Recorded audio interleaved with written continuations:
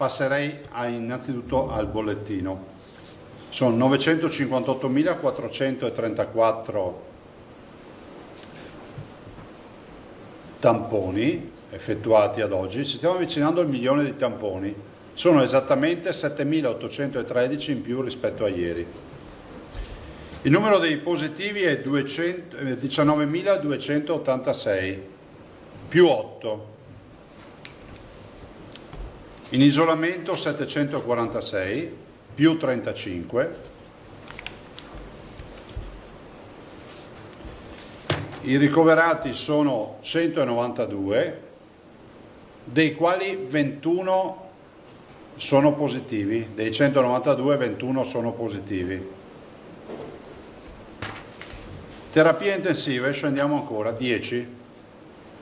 Adesso non chiedetemi se sono 10 tutti negativizzati o il 9 più 1 perché non ve lo so dire oggi. Comunque 10 in terapia intensiva in tutto il Veneto.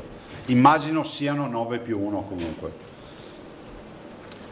Totali morti 2012.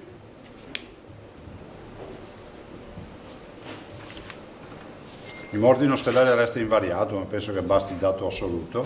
I dimessi sono 3.583.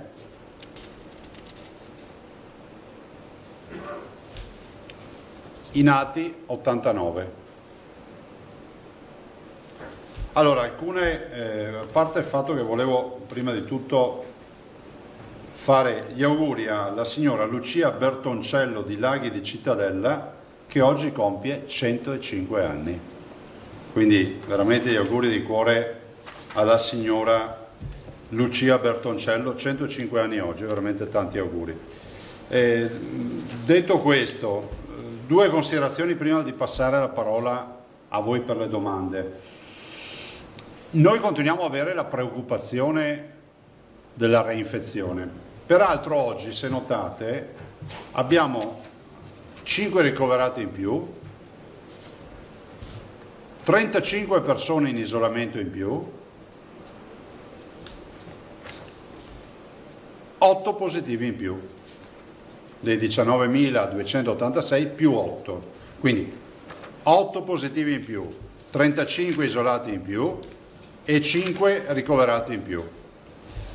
Tanto vi do uno spaccato dei famosi 8, c'è una coppia di Selvazzano di 80 e 65 anni, il marito è stato ricoverato in malattie infettive, quindi uno dei ricoverati, ma è un Pauci sintomatico, vuol dire che ha sintomi lievissimi. Probabilmente in via prudenziale è stato ricoverato comunque in malattie infettive. Poi c'è una signora di 90 anni della casa di riposo di San Pio X di Cordignano. Qui c'è da dire che in questa casa di riposo c'è un focolaio attivo al quale ancora c'è, è rappresentato ancora da 3 positivi. Poi ci sono madre e figlio stranieri residenti a Vicenza di 24 anni e 3 mesi, che sono tutti e 2 positivi.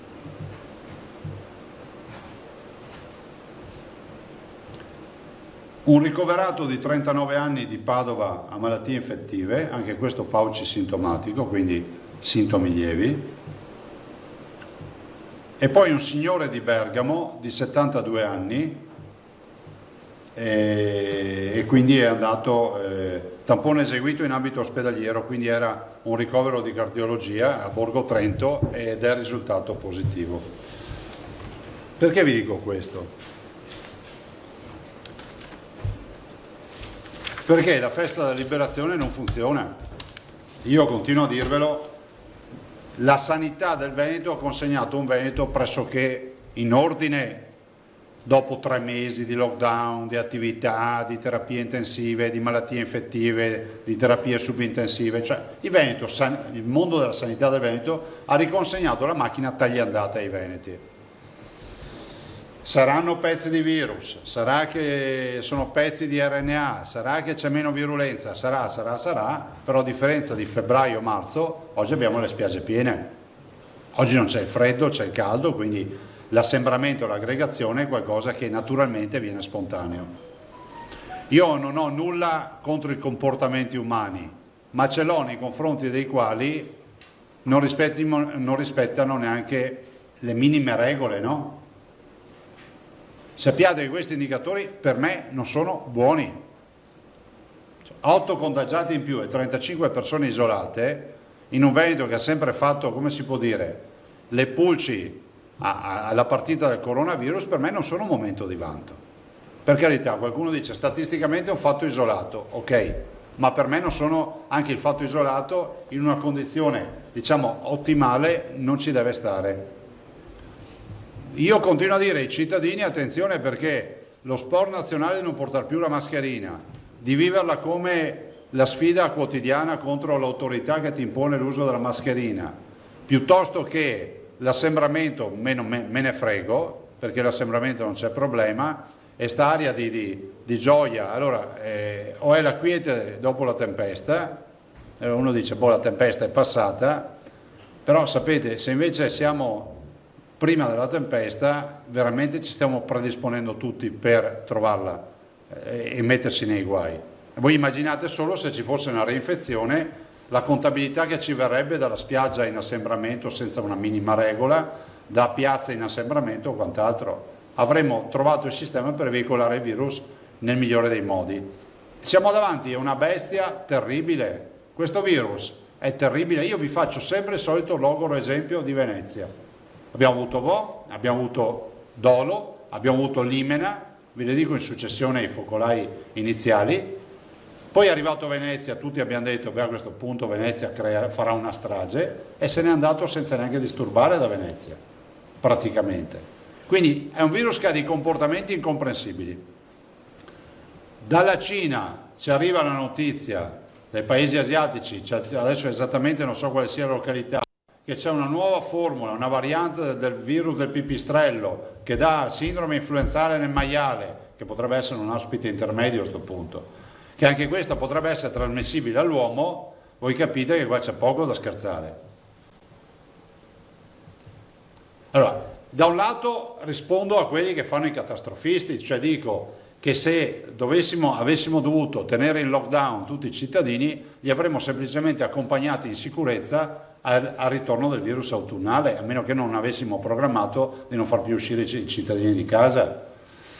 Dobbiamo cercare un punto di equilibrio, io sono per il punto di equilibrio, questa è la fase della convivenza, però penso che in questa fase non siamo più nella fase 2, siamo entrati nella fase limbo.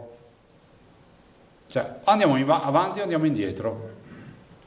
Quindi inauguriamo questa nuova fase dove ognuno di noi deciderà se vuole andare allo schianto o cercare di salvare la propria vita e quella degli altri cittadini.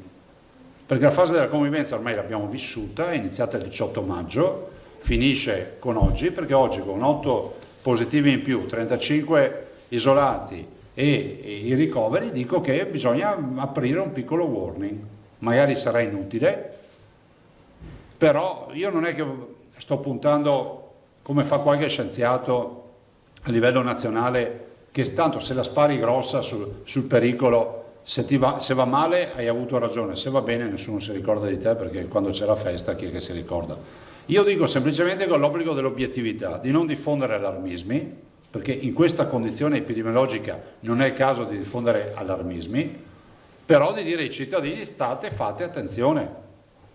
Vedo che si rinizia a stringere le mani, evitatelo, si rinizia a stringere le mani in un paese nel quale il contatto fisico è fondamentale, evitatelo, continuate a disinfettarvi le mani.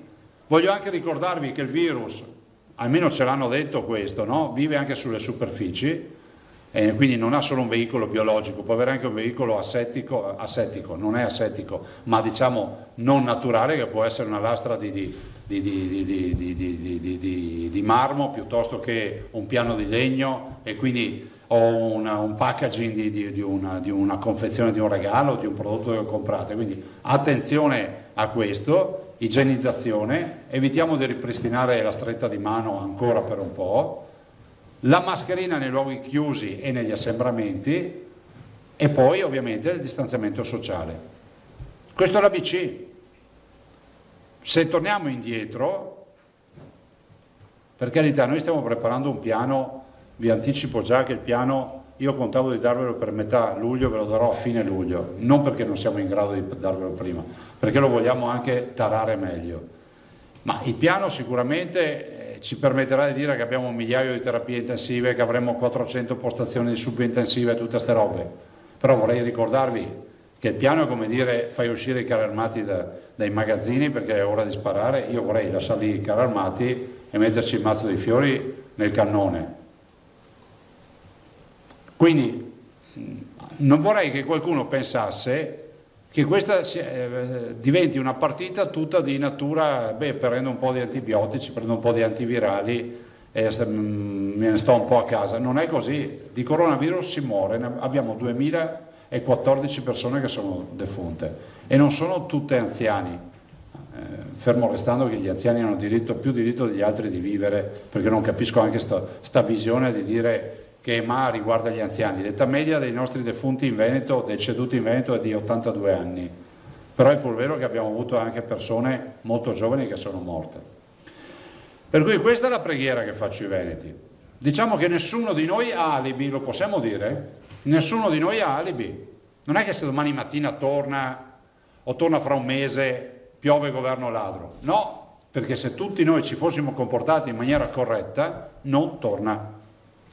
Allora, abbiamo visto che il virus corre spedito. Immaginate un ciclista nella pianura, va velocissimo con la sua bicicletta, ha iniziato le scalate, quindi i Gran Premi di montagna non ce la fa più, ma noi non possiamo fare come il pubblico che va a spingere il ciclista mentre tira a fiato lungo, no? Spingerlo perché ce la faccia arrivare al Gran Premio di montagna. Il virus non va aiutato e ci sono dei cittadini che lo stanno aiutando.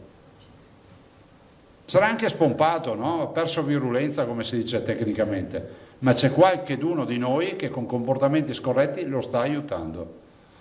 Guardate, ed ho chiuso, a me inquieta che ci siano cittadini che mi chiedono quando potranno non portare più la mascherina, ma non è che me lo dicono per dire perché sarà finita, è perché è una rotta di palla la mascherina, è sicuramente una rotta di scatole la mascherina, sicuramente con il caldo ancora peggio, penso anche a chi deve lavorare con la mascherina, ma non è un vezzo, no? Non è una coercizione, è una necessità, è un salvavita. Se lo si vuole capire bene, se no la contabilità la faremo alle porte dell'ospedale.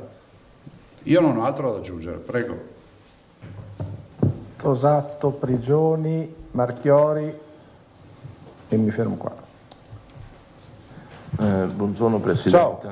Ecco, immagino che lei abbia avuto, insomma, come ogni mattina, un'interlocuzione anche con le autorità sanitarie. Comprensibilmente lei invita alla prudenza rispetto delle regole, non ci mancherebbe altro, ma insomma l'analisi che l'autorità sanitaria fa di questo incremento è un'analisi preoccupata, cioè è un piccolo segno più fisiologico che ci sta dopo tante settimane di flessione e comunque in un ambito di flessione generalizzata, oppure è una spia che qualcosa davvero non va?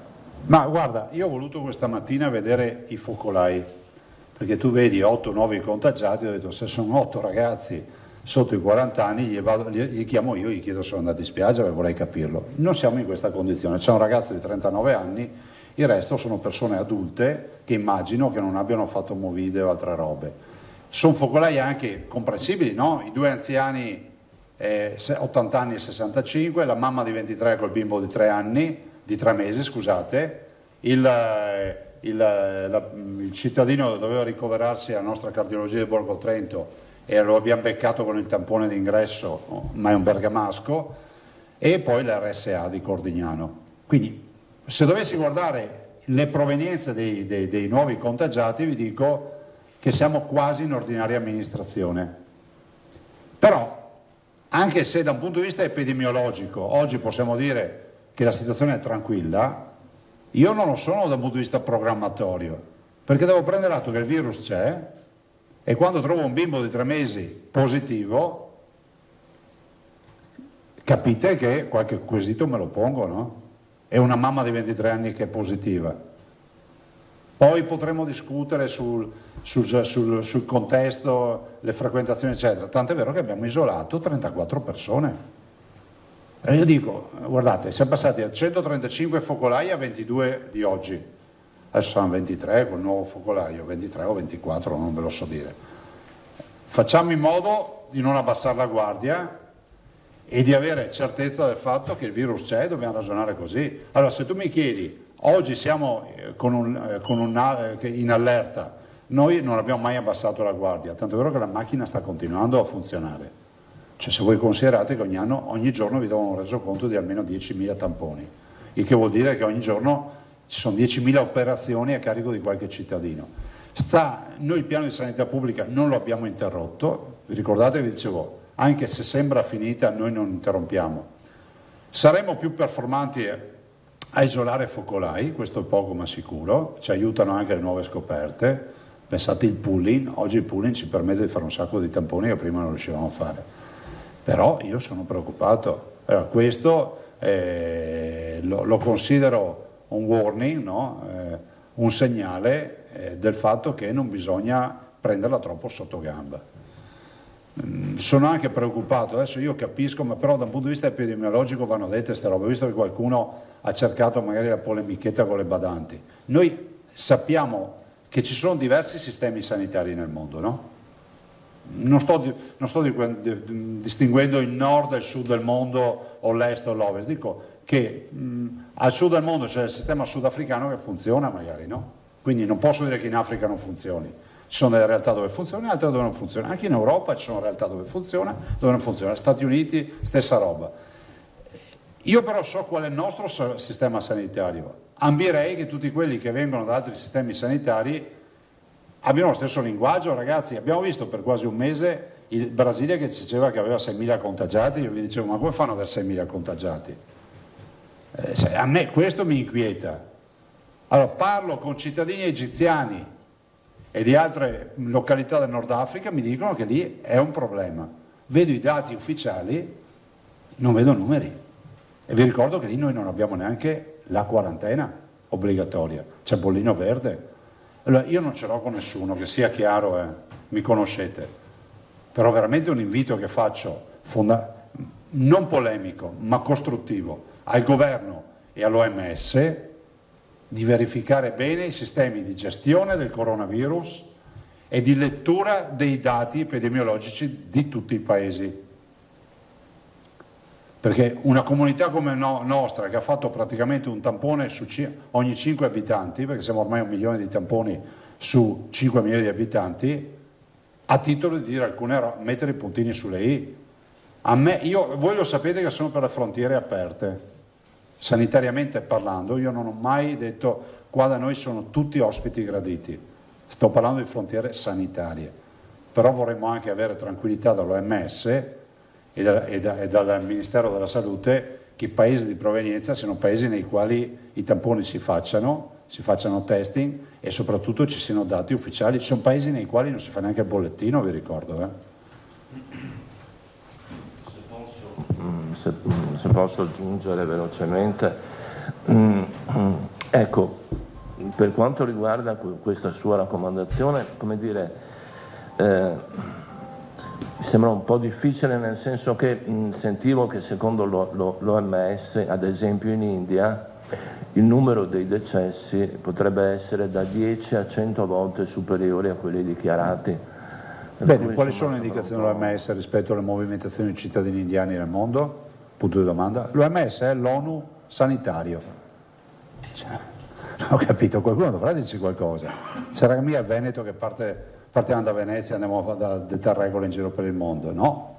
E io non sono neanche, sono per l'ospitalità, ma se so che un cittadino viene da una zona che ha difficoltà, propongo un isolamento fiduciario e poi può girare tranquillo per il Veneto, ci mettiamo il sistema sanitario e tutto. Ma è un assurdo non preoccuparsi di questo. Però ecco, la domanda che volevo farle è questa. Lei non ha l'impressione che al di là degli appelli a un comportamento corretto, di fatto comportamenti anche palesemente poco corretti semplicemente non vengono più sanzionati, e quindi quando si crea una situazione di impunità per cui ci si avvicina alle persone senza mascherina, sul distanziamento non ci bada più nessuno, si fa tutto quello che si vuole e non succede mai nulla. Ma sì, guarda. È difficile, come dire, gli appelli... Sì, però allora, o siamo un popolo civile o non lo siamo, no? Perché, prego. Solo perché era lo stesso tema, solo per questo Prego, prego. Volevo fare lo stesso tema di Filippo, cioè faccio un parallelismo col casco. Cioè è come se noi avessimo detto per anni agli italiani: per favore mettete il casco perché sennò vi ammazzate, e probabilmente oggi non lo metterebbe ancora più nessuno. Per convincerli, così come le cinture di sicurezza, l'autorità, che ha anche funzione educativa, ha dovuto imporlo con le multe. Quindi apprezzabile sicuramente il suo atteggiamento liberale, diciamo così, libertario, però se poi la gente non capisce forse bisogna sanzionare, ecco. Scusate se ho interrotto. No, ma io condivido la tua riflessione. Il tema è uno solo, che non spetta a noi il ruolo dei sanzionatori, perché noi non ce l'abbiamo, nel senso che il ruolo della sanzione è stabilita nelle ordinanze, però è un ruolo che comunque compete ad altri, no? alle forze di polizia. Io dico però che c'è anche da interrogarsi sul fatto che non possiamo rivendicare libertà se poi come cittadini, ognuno nel proprio intimo, non riesce neanche a rispettare le regole minimali. Io ho mail e lettere tutti i giorni di cittadini che invocano le multe, questo è vero, saranno arrivate anche da voi, no? Foto e molti mi scrivono una frase che fa star male, mi scrivono: abbiamo fatto un sacco di sacrifici, perché chi si è chiuso in casa ha fatto un sacrificio per poi vederli buttati al vento da assembramenti che non sono necessari. Io penso che ci sia un punto di equilibrio, Marco. Spero che lo si capisca fino in fondo, anche perché se torna una reinfezione, questo lo voglio sottolinearvelo bene, se torna la reinfezione torna pesante. Perché noi abbiamo fatto di tutto per far andare il frullatore del virus, Cioè non è che torna e dice: beh, qua non c'è nessuno in giro, ce l'abbiamo, ormai c'è una condivisione, no? E questa è la preoccupazione. Prego. E allora Prigioni, Marchiori e Vanzan. Ciao. Oggi sono disattese le previsioni dell'algoritmo, che il vostro algoritmo regionale, che invece indicava per fine giugno l'esaurimento dei contagi? No, guarda, il modello matematico conferma l'andamento, questo non è un dato, diciamo, è un dato che non è l'eccezione che conferma la regola. Però è pur vero che davanti a un virus che abbiamo visto come si comporta, cioè uno non è che può dire vabbè, non c'è problema. Io non vi so dire se da qui ai prossimi 10 giorni ci ritroveremo le code davanti agli ospedali, questo nessuno ve lo può dire, no? Penso che il rapporto che c'è sempre stato con voi e con i cittadini per vostro tramite sia sempre stato un rapporto di assoluta sincerità e trasparenza. Abbiamo sempre raccontato la situazione come un'istantanea, dopodiché domani è un altro giorno, ve l'ho detto anche ieri rispetto a questo, ma è un altro giorno da un punto di vista proprio epidemiologico, da un punto di vista sanitario.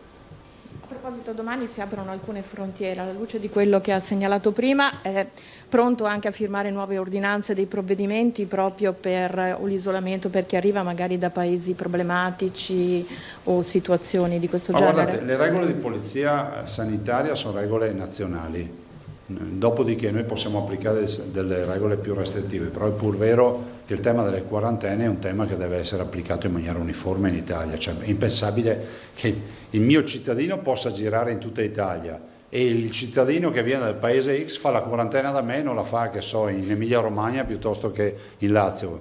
Potrebbe infettarmi il mio cittadino che va in Lazio o in Emilia Romagna in vacanza, e quindi capite che le regole devono essere nazionali. Torno al discorso che vi ho detto prima: noi dobbiamo avere certezza dalla comunità scientifica e sanitaria a livello internazionale, perché io vedo delle tabelle su dei dati rapportati alla popolazione di alcuni paesi che sono inquietanti, nel senso che si capisce che non sono dati reali. Marchiori. Presidente, buongiorno. Ciao. 2 domande. La prima, come lei saprà, questa mattina qui fuori ci sono rappresentanti di 2 categorie, agenzie di viaggi, certo, e diplomati magistrali che chiedono una risposta alla Regione. La seconda riguarda una conferenza che è stata indetta dai 5 Stelle più tardi nel primo pomeriggio per quanto riguarda FAS. Dicono c'è una falda inquinata come un lago, la regione tace e non c'è più l'emergenza Covid, dove sono finiti i controlli, che fine hanno fatto le bonifiche? Ma guardate, su questa farei rispondere l'assessore Bottacin, se lo sentite, perché non mi sembra proprio che la regione tace. C'è un acquedotto che è in realizzazione. Insomma, guardate, evito di rispondere perché trovo corretto che risponda l'assessore Bottacin, così non do neanche la soddisfazione di avere una risposta a loro, perché mi sembra proprio inopportuno un attacco del genere. Comunque l'assessore è in grado di elencare tutte le attività che si sono fatte. E invece, per quanto riguarda le due categorie, le maestre, vi dico che segnalerò nuovamente la conferenza delle regioni, ma questo è un tema del governo. Insomma, ci troviamo tutti concordi sul fatto che non è un tema risolvibile a livello regionale. E fra l'altro un tema complicato perché dietro c'è sentenze, c'è prese di posizione, eccetera. Giustamente, quantomeno, loro chiedono un'interlocuzione con il governo. E dall'altro, per quanto riguarda le categorie, ho incontrato anche le agenzie di viaggio, altra categoria che è in sofferenza rispetto a tutto quello che è accaduto, no? Perché il turismo, che è la prima industria in Veneto con 18 miliardi di fatturato, è un'industria che è in sofferenza. Stamattina si pensava a dei dati che sono assolutamente importanti. Stiamo pensando che si apriranno il 50% degli alberghi e avranno il 50% della capienza, del riempimento. Vuol dire un 25% di turisti in alberghiero rispetto a prima, se fosse così, perché 50% chiusi e del 50% aperti, metà coefficiente di riempimento, metà vuol dire che si va al 25% del flusso dell'anno scorso.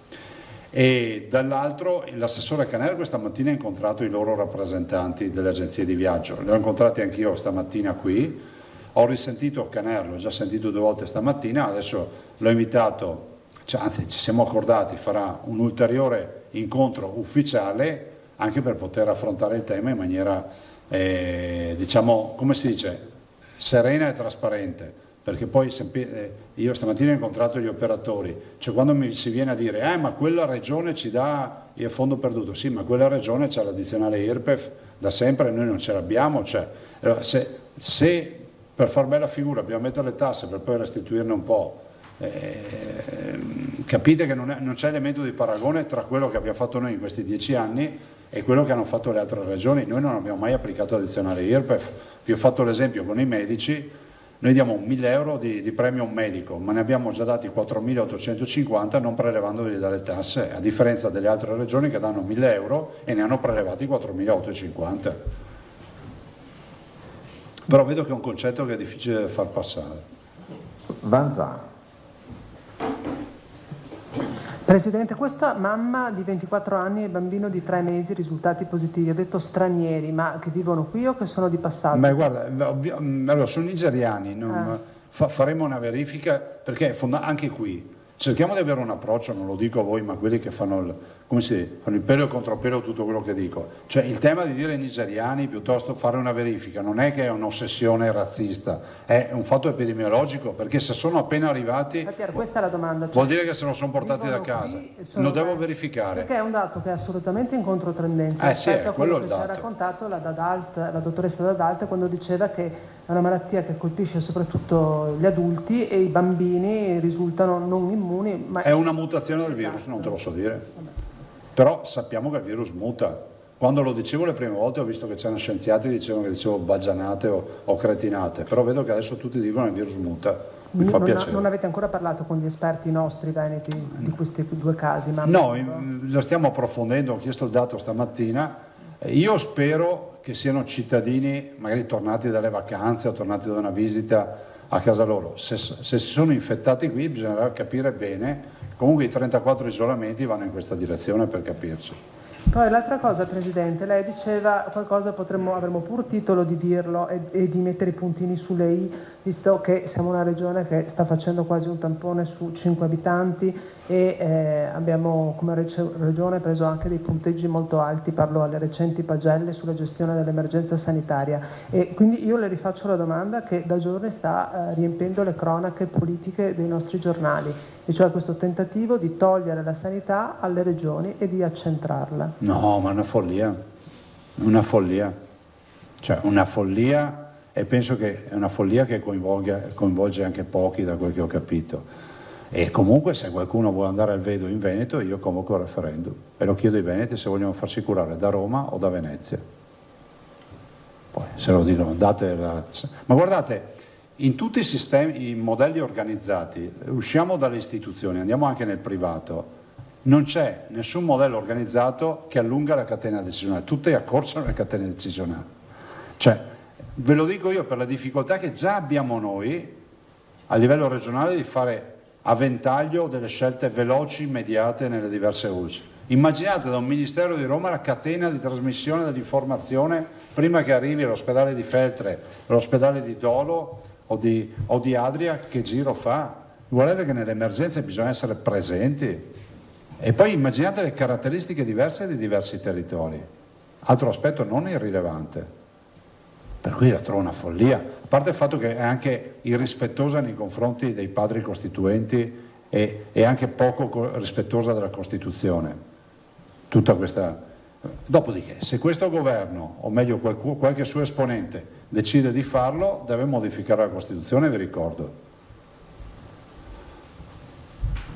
Per questo io è una contraddizione, nel senso che voi nel senso Veneto, Emilia Romagna, tutte le altre regioni che hanno iniziato il percorso di autonomia in base all'articolo 116 della Costituzione, da un lato chiedi e dall'altro ti dicono no, togliamo. Ma sai, ormai sono passati quasi 1000 giorni dal referendum del 22 ottobre 2017. Se ancora non abbiamo l'autonomia vuol dire che qualche resistenza a Roma c'è. E quindi faccio appello anche ai veneti, a tutti coloro che fanno politica.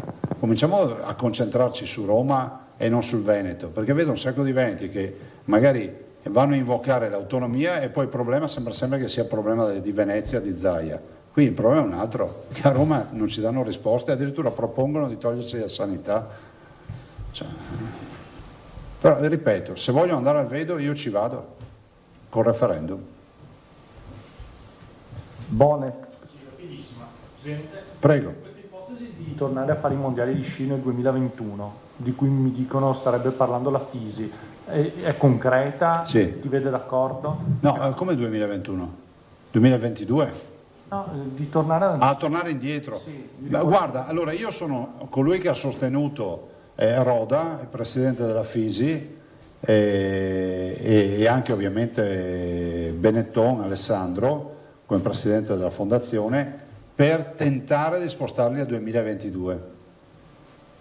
Però, apriti cielo, mi ha scritto qualche albergatore, è una follia. Cioè, ma scusate, se torna un'infezione, secondo voi noi possiamo fare i mondiali a porte chiuse? Cioè, è come assicurarsi, no? È meglio 2022 che ci dà più tranquillità o farlo subito 2021? Che per noi significa gennaio, quindi se c'è la reinfezione siamo nel pieno della battaglia. Cioè, c'è anche il rischio che ce li annullino i mondiali. E poi ci sono delle difficoltà a livello di calendario, Marco, internazionale, perché poi c'è tutto un incastro con le Olimpiadi e quindi anche quello è un problema. Io comunque, se si potessero portare al 2022, penso sia la soluzione migliore. Dopodiché Roda me ne ha parlato, mi dice che ci sono queste difficoltà, se ci tocca li faremo 2021.